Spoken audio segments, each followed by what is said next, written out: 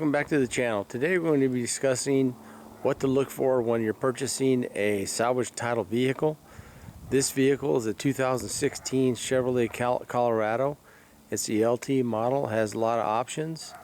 I cleaned it up because this is kind of the way I got it. I bought this thing with 12,000 miles on it, and the price at the time for these was about $32,000, and I got it for $18,000. So I put about has about 50,000 miles on it now, and I'm just gonna kind of go over some of the things you might want to look for on this particular vehicle. I know that you can see, I don't know if you can see in this video or not, but we'll kind of go up close. But not everything's perfect on it. You can see here, kind of hopefully in this video, that the colors aren't exactly perfect, and that's kind of some of the things you'll get with a salvage title vehicle. You can see here in the back too, there's a little bit of a color difference between the two. He tried to fade it in, but didn't do a very good job. This vehicle was hit in the back, and so none of the airbags went off, and that's, if you can get a vehicle where the airbags didn't deploy, that's better. We just kind of do a walk around on this truck. Now, I did put different wheels on it when I got it because I liked the Canyon wheels that came with that vehicle, so I put those on. I also put these step bars on, which kind of look nice, I think, in my opinion.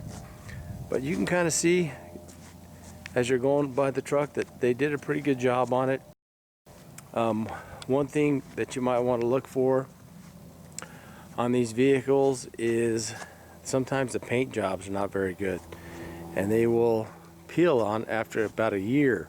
So we're going to go over a few of the keys, some of the things to look for, how to help you find the pictures online for these vehicles when they're already fixed. We'll go over that and a few other things. So anyway, this is my truck. You can see it's in pretty good shape, and so far I've had no problems with it.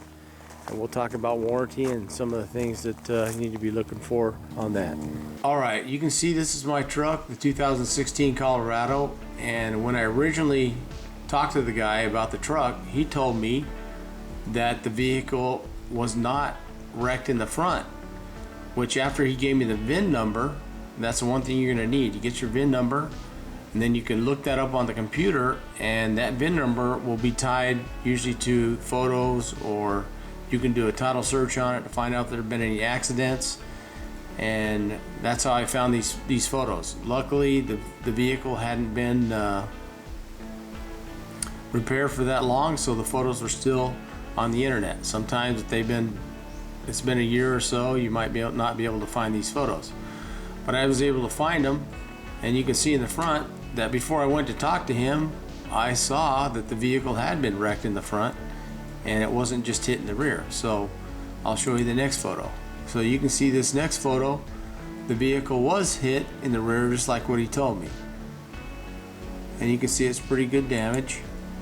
And there's most of the damage. Now, he told me there was no frame damage. So I did get underneath the vehicle and look for frame damage, and there was no frame damage. And one of the things you want to do if you're worried about that frame damage or the alignment of the vehicle, if you don't have two people with you, you have the person that owns the vehicle drive in front of you, and you drive behind them, and you look at the tire alignment and make sure they're lined up and the truck is going down the road straight, because sometimes these vehicles, they call it dog leg, where it goes down the road kind of sideways, and you'll be able to tell that if you get behind the person driving that truck. That's real important. You need to make sure they do that. Okay, we'll go to the next vehicle, or the next picture, and you can see the left side headlight was good, and you can see a little bit of damage to the bumper, and that damage is still there on my bumper. I haven't fixed that. So those are the photos for this vehicle.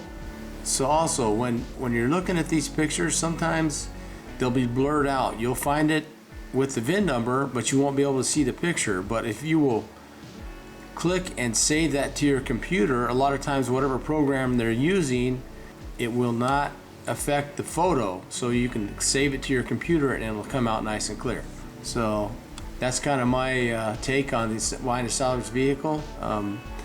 Some of these vehicles have bad paint jobs. I've run into that where I actually had to repaint the whole car because it was almost like they used watercolors on it. So one of the things that's kind of important, you ask them what kind of paint they used, who painted it, where they got it painted. If they'll give you that information, that's great, because if there's ever a problem with it, you know, you're buying these vehicles as is. And also another issue you may have is getting a loan on these vehicles.